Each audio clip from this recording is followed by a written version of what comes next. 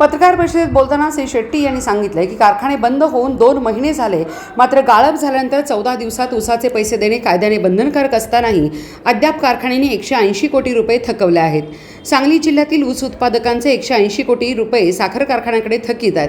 कारखान्यांनी येत्या 8 दिवसात FRP नुसार 180 कोटींचा भरणा केला नाही तर साखर आयुक्तांना संबंधित कारखान्यावर कारवाई करण्यास भाग पाडू असा इशारा माजी खासदार राजू शेट्टी यांनी सांगलीत दिला.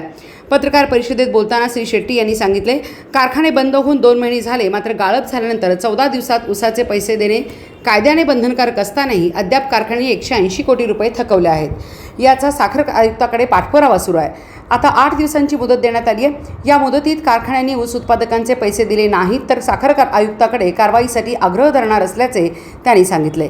अवकाळी पावसाने शेतकऱ्यांचे मोठे नुकसान झाले. सरकारने भरपाई देण्याची घोषणाही केली आहे, मात्र सांगली जिल्ह्यात याबाबत काहीच हालचाल दिसत नाही.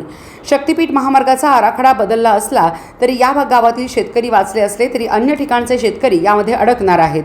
समांतर मार्ग असताना शक्तीपीठाचा अट्टहास का असा आमचा सवाल असून शक्तीपीठ महामार्गच रद्द करा अशी आमची मागणी असल्याचेही त्यांनी सांगितले. यासाठीचा लढा आमचा सुरूच राहील असा निर्वाळाही त्यांनी दिला आहे.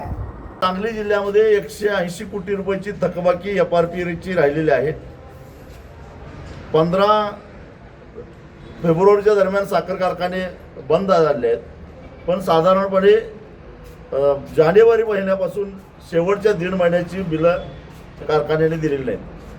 8 दिवसाच्या आत कारखान्याने ते पैसे अदा करावेत, अन्यथा ऊस दर नियंत्रण अध्यादेश 1966 नुसार त्यांना सरकारी थकबाकीदार समजून त्यांच्यावर जप्तीच्या कारवाई कराव्यात आणि तसंच सर्टिफिकेट साखर आयुक्तांनी द्यावं म्हणून आम्ही साखर आयुक्तांच्याकडं जाऊन बसणार आहोत.